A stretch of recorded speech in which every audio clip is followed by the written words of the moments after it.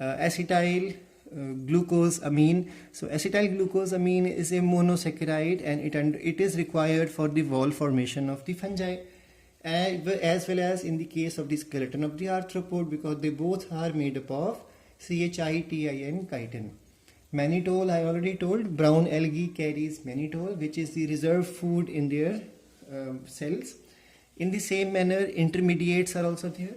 There are many intermediates which are prepared during the various respiratory and photosynthetic processes. Those intermediates are also monosaccharides, and they go from one reaction to the next reaction and play an important role. So intermediates there are many intermediate monosaccharide sugars also. And then obviously without monosaccharides, polysaccharide formation is not possible.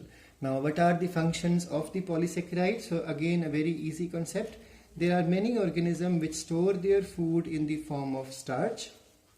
So starch, glycogen, starch in the case of plants, glycogen in the case of animal, they all are reserve foods in the form of polysaccharide.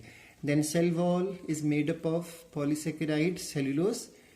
Cellulose is also food for many organisms, including the ruminating animals also. And we all know methane gas in the case of the gut of the ruminating animal, cattle, is a byproduct of breakdown of polysaccharides in the alimentary canal. So biogas production is possible because breakdown of polysaccharides again. So polysaccharides play an important role in the biogas plant also.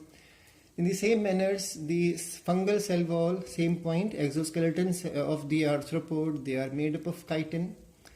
Then cellulose is an important commercial product also for us, because there are microbes are used in fermentation of the cellulose, and then these microorganisms will break down the cellulose to sugar, which will then undergo ethyl alcohol formation. So when you make alcohols out of cellulose, then cellulose can be used as a commercial product, and you get a lot of things, especially the alcohol out of it.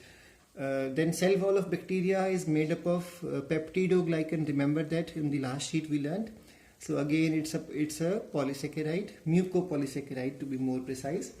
Then mucilage and the slime sheet of the bacteria. We'll be learning this topic in the second chapter of Monera in 11th class. So bacterial cells are covered with a capsule. That capsule is basically slippery in nature. So mucopolysaccharide, it is mucilage or slime sheet also called. And remember, those bacteria which cause infections or diseases, they are able to cause infection because they have a property of virulence. What is virulence or virulence? The property of causing disease or infection is called as virulence.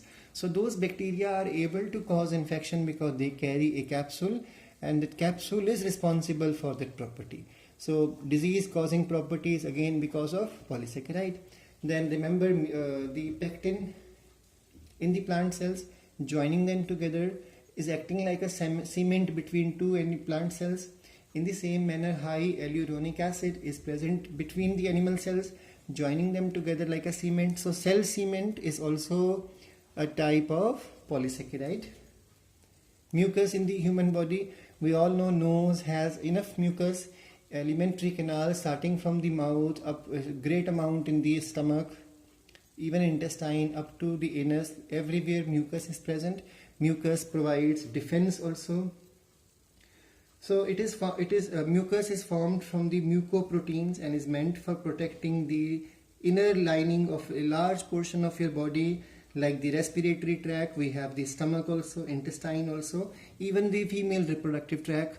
So mucus is there. Even the male reproductive tract, mucus is there in the semen. So these are all important things, and they all are polysaccharide. In the same manner, every animal cell is covered with a cell coat, not a cell wall, cell coat. And cell coat is also called as glycocalyx. We have learned already in the 8th chapter. So what is glycocalyx? It's again a polysaccharide. Similarly, liver synthesizes a anticoagulant, blood coagulant. That means it won't allow the blood to clot without purpose. So that anti-blood coagulant is heparin. Again, it is a polysaccharide. Then lubrication is done by polysaccharides or mucopolysaccharides. Collagen is important as it is required in the body. And then commercially mucopolysaccharides are used. I have already told you that there are many of the mucopolysaccharides, like example pectin is there. Pectin is used for making jelly. So jellies are made with the help of pectin. In the same manner, last pages I have shown you agar, carrageenan, Elgin. They all are used to make toothpastes, chocolates, ice creams, pastes, juices, liquor, for adhesives. There are many things which are made with the help of mucopolysaccharides. So that's why polysaccharides play an important role, not even in the ecosystem, in the life of an organism, but even for commercial purposes for human. I hope this is all clear.